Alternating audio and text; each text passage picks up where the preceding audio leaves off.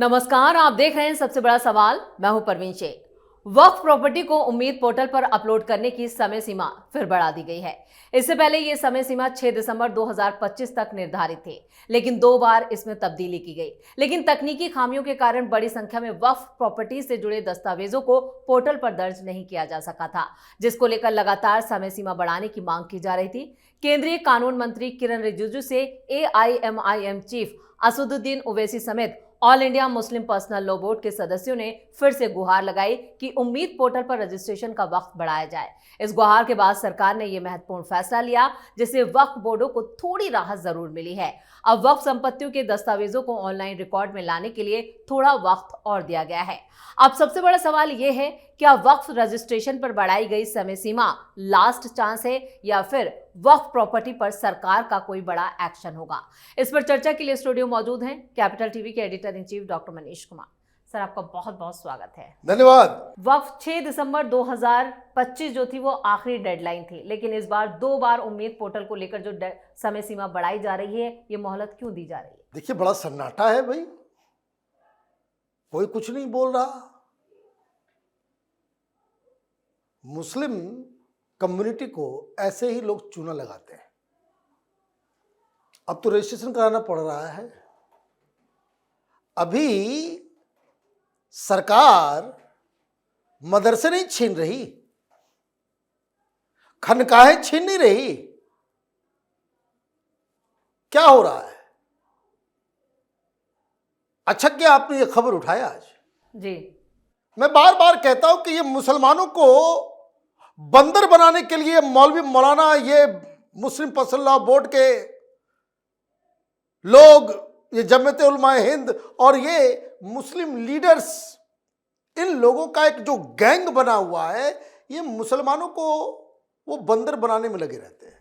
जी, पकड़ के पूछिए कि वक्त के लिए इतना तुम लोगों ने मोर्चा निकाला, रैली की, ये किया वो किया, लोग काम छोड़ के वहां जा रहे हैं, ये प्रोपेगेंडा किया कि हमारी जो है शिनाख्त के ऊपर खतरा आ गया है, हमारे मस्जिदों को कोई छीन लेगा, हमारे कब्रिस्तानों को कोई भी ले लेगा। शुरू से हम लोग कहते हैं भाई कोई तुम्हारे कब्रिस्तान में इंटरेस्टेड नहीं है। सरकार बस यही चाह रही है कि रजिस्टर करा लो, कहां से आया, कौन मालिक है, कौन है, और पैसा जा कहां रहा है। वक्फ की प्रॉपर्टी है, रजिस्टर्ड हो जाएगा, वो पैसा किसके, क्या मुस्लिम कौम के लिए खर्चा हो रहा है कि किसी सफेद पोश के पॉकेट में जा रहा है, किसी मुल्ला कटमुल्ला के पॉकेट में जा रहा है? यही तो पता करना था। डॉक्टर साहब, इस बीच एक और बड़ी खबर वक्फ से जुड़ी आई, वो मध्य प्रदेश से है। मध्य प्रदेश में एक ऐसी प्रॉपर्टी सामने आई है जहां पे 2 करोड़ से ज्यादा की जो पैसा था वो एक मौलाना की ही पॉकेट में जा रहा था, जिसको लेकर अब EOW ने FIR भी अभी 4000 प्रॉपर्टी हैदराबाद में ओवैसी साहब जी, है ना, आपने क्या देश का समय बर्बाद किया। और इतने बड़े बड़े वकील, मैं तो कह रहा हूं कि चिट्ठा कटते रहना चाहिए सुप्रीम कोर्ट के बड़े बड़े वकीलों का, और सब हिंदू वकील हैं, माल खाते रहते हैं, होना जाना कुछ नहीं,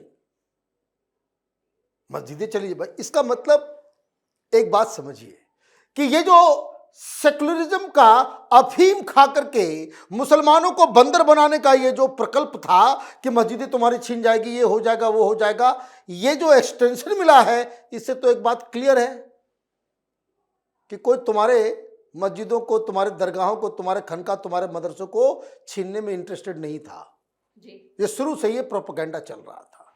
तो पहली चीज तो ये, और इस तरह के लोगों को जब तक मैं बता रहा हूं देश में तभी शांति आएगी जब मुस्लिम नौजवान जो है ये दाढ़ी वालों को पकड़ पकड़ के पूछे कि बताओ कितनी मस्जिदें छिन गई, बताओ CA के चक्कर में 53 लोगों की मौत हुई, कितने मुसलमानों की नागरिकता गई, कितने लोग डिटेंशन कैंप में गए। जब तक मुस्लिम समुदाय के लोग सवाल नहीं करेंगे इन कटबुल्लों से, ये ऐसे ही बंदर बनाते रहेंगे, ऐसे ही बंदर बनाते रहेंगे, क्योंकि कोई अकाउंटेबिलिटी नहीं है। बोल देता भाई इस्लाम के नाम पे ये कुरान खतरे में है, तो ये खतरे में, वो और पागलों की तरफ चले गए मुस्लिम समुदाय के लोग सब।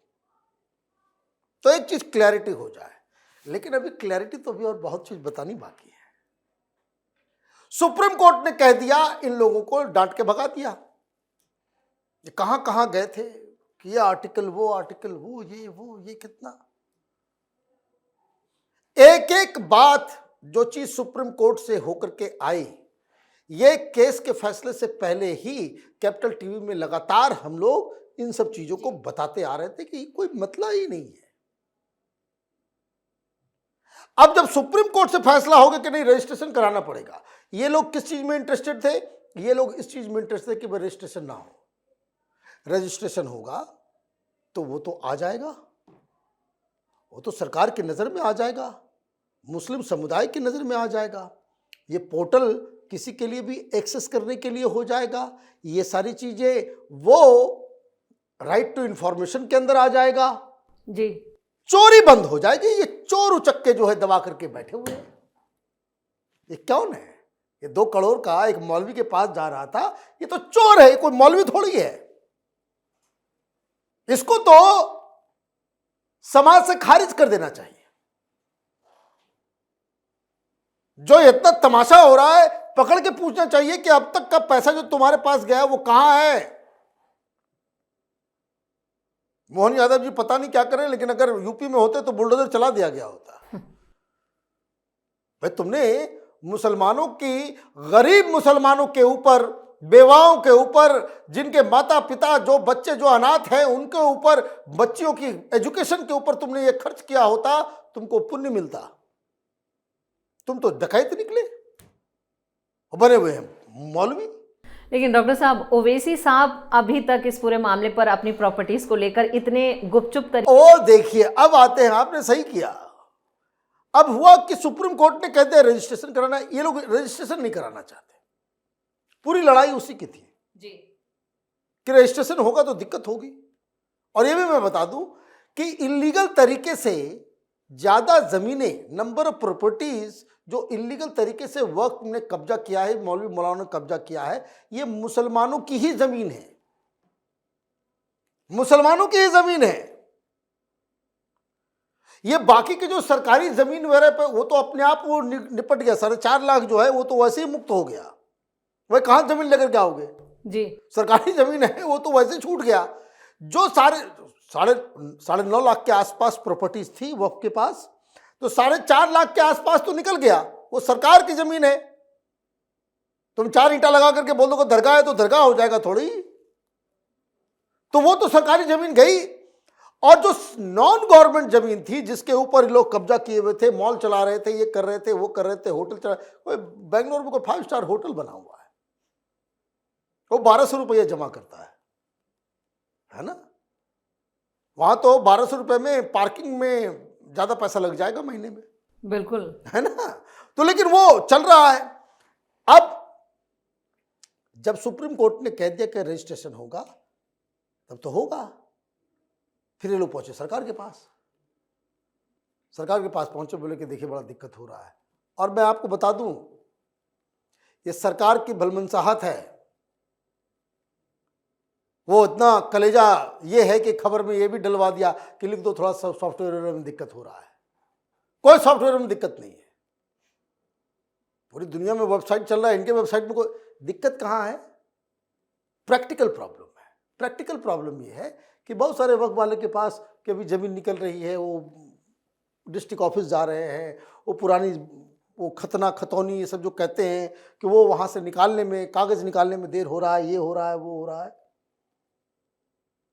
तो ये लोग किरण रिजिजू के पास गए, तो किरण रिजिजू ने तो साफ कह दिया कि भाई देखिए सुप्रीम कोर्ट ने फैसला दे दिया है, हम इसको कैसे चेंज कर देंगे? सुप्रीम कोर्ट के फैसले को हम चेंज नहीं कर सकते, दूसरा तरीका अपना सकते हैं कि सरकार के ऊपर भी ना आए। तो ये जो एक्सटेंशन मिला है वो अलग अलग वक्फ बोर्ड की तरफ से, स्टेट वक्फ बोर्ड ने अलग अलग जगहों, कोई 5 जून को, 6 जून को, 7 जून, सरकार की तरफ से ये जरूर कहा गया कि भाई आप लोग एक काम कीजिए, जून के फर्स्ट वीक को जो है आप फाइनल कर दीजिए उसमें। और फिर मैं कह रहा हूं कि अब जो उसका नहीं हो पाएगा, जेन्युइन रीजन होगा तो भी उसको, लेकिन रजिस्टर कराएं। सरकार हर फ्लैट का जो है वो करवाने जा रही है, हर जमीन के टुकड़े को डिजिटलाइज कर रही है, हर चीज हो रहा है, वक्फ नहीं होगा, बस इसलिए कि भाई चार कटमुल्ले खड़े होकर के जो है वो बोल रहे हैं कि भाई ऐसा है कि ये तो हमारी शिनाख्त का मसला है, ये धर्म का मसला है। ये धर्म का मसला नहीं है।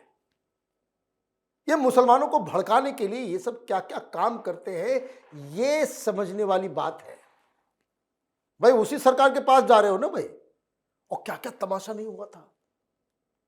देखिए वो कॉमेडियन सांसद, वक्फ के ऊपर सरकार हर राज्य की राजधानी में जाकर के अलग अलग मुस्लिम समुदाय के लोगों से बातचीत करके उन्होंने, और उसकी खासियत में बता दूं कि जो नॉर्मल न्यूट्रल मुस्लिम एनजीओ थे, लोग थे, पढ़े लिखे लोग थे, उन्होंने आकर के कहा कि नहीं बिल्कुल सही हो रहा है। ये सब डकैत किस्म के जो है सफेद पोश है ना। अब सबसे ज्यादा रिक्वेस्ट भी ओवैसी की तरफ से जा रही है, क्योंकि जिन्होंने बिल की कॉपी ही फाड़ दी थी। अरे भाई सब कुछ फाड़ा, सब कुछ किया। अब देखिए टीएमसी वाले कहाँ कुछ बोल रहे हैं। ममता बनर्जी लास्ट तक ये कर रही थी, लास्ट में उनको कहना पड़ा कि लागू नहीं होने देंगे। लागू करना पड़ रहा है भाई, सेंट्रल का कानून है, आप कैसे नहीं लागू करेंगे। उसकी वजह से आप मुसलमान, देखिए क्या है दिक्कत कि मुस्लिम समुदाय के साथ एक बहुत बड़ी प्रॉब्लम है, और वो प्रॉब्लम ये है कि कोई भी आता है भड़का करके चला जाता है। बाद में ये समुदाय, ये समाज उससे पूछता नहीं कि भाई क्यों आए थे भड़काने के लिए। भाई मुझे तो आज तक कोई नहीं मिला कि जो दाढ़ी टोपी वाले को पकड़ के पूछे कि तुमने सीए के चक्कर में देश में जो है इतना बड़ा कोहराम मचवा दिया, कितने मुसलमानों की नागरिकता गई जी। अब ये दूसरा मसला है जो मैं बार बार कहूंगा कि इन दाढ़ी टोपी वाले कटमुल्लों को पूछो, इन मौलवियों से, कि कितने जमीनें जो है तुम्हारे मदरसे को खा गई सरकार। खाने का इंटेंशन होता तो ये बढ़ोतरी नहीं की जाती। और ये भी मैं बता देता हूं, अगर सरकार कांग्रेस पार्टी की होती तो वक्फ बोर्ड वाले से पैसे खा रही होती,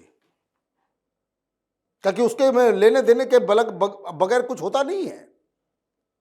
आपको रियायत दिया गया है कि ओनली इंटेंशन वाज कि भाई आप कर ले। अब है क्या कि प्रैक्टिकल प्रॉब्लम जो है वो यही है कि बहुत सारे जो है वो खाता खतियान जो मिल नहीं रहा है, दस्तावेज नहीं मिल रहा है। वो आप नॉर्मल तरीके से भी आप जाएंगे तो 2 महीना 3 महीना लगेगा, फिर ये मिल जाता है, फिर मालूम चलता है कि नहीं इससे भी समझ में नहीं आ रहा है। तो पूरी तसल्ली से आपको 6 महीने का टाइम दिया गया है कि आप जो है अब उसका जो है ओरिजिनल चीज जो है लेकर के आइए, सर्टिफिकेट डालिए, कोई दिक्कत ही नहीं।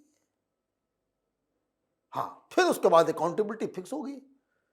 फिर मुसलमान जो है नए जनरेशन के मुस्लिम यंग बॉयज एंड गर्ल्स, वो फिर जो है इन मौलवियों से पूछेंगे कि भाई वक्फ पे इतना जमीन है, इस जगह पे, इस शहर में इतनी प्रॉपर्टी जो है वक्फ की है। और मैं तो ये कहूंगा कि हर जगह जहां जहां वक्फ की प्रॉपर्टी वहां बाकायदा बोर्ड लगा हुआ होना चाहिए, ताकि मुस्लिम समुदाय को मालूम चले कि जो होटल चल रहा है ये वक्फ की जमीन है, ये ढाबा चल रहा है ये वक्फ की जमीन है,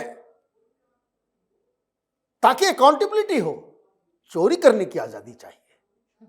सफेद पैजामा कुर्ता पहन लिया तो सोच रहे कि भाई सब चोरी करो, और कोई पूछने आए तो बोल दो कि इस्लाम खतरे में है। तो ये तमाशा नहीं चल रहा है कि सरकार ने एक अच्छे भाव से किया था, और सरकार की तरफ से ये भावना जो है वो बार बार ये जो डेट एक्सटेंड किया जा रहा है उसके जरिए वो कर रही है। मुझे लगता है ये सही तरीका भी है। वो 5 जून 6 जून में भी अगर कुछ लोग रजिस्टर नहीं करवा पा रहे हैं और जेन्युइन रीजन है तो उसको और एक्सटेंशन दो। इंटेंट खराब नहीं होना चाहिए, ऐसे ही सरकारें बिहेव करना चाहिए। डॉक्टर साहब, इस तमाम जानकारी के लिए और सटीक विश्लेषण के लिए आपका बहुत बहुत धन्यवाद। धन्यवाद। तो उम्मीद पोर्टल पर वक्फ प्रॉपर्टीज का रजिस्ट्रेशन अब जून तक कराना होगा, नहीं तो उसके बाद भी सभी संपत्तियों पर सरकार कब्जे की तैयारी भी शुरू कर सकती है। अब सबसे ज्यादा टेंशन में ओवैसी साहब हैं, जिनके करोड़ों की प्रॉपर्टी के पेपर अब तक नहीं मिल पाए। वहीं मौलाना मदनी के लिए दिक्कतें जस की तस बनी हुई हैं। अब देखना होगा कि ये मौलाना अपनी प्रॉपर्टीज को बचा पाते हैं या नहीं, या फिर ये कोई और बहाना ढूंढते हैं। इस खास शो में इतना ही। वीडियो कैसा लगा कमेंट करके अपनी राय जरूर दें। वीडियो को लाइक करें, शेयर करें और कैपिटल टीवी को सब्सक्राइब जरूर करें। धन्यवाद।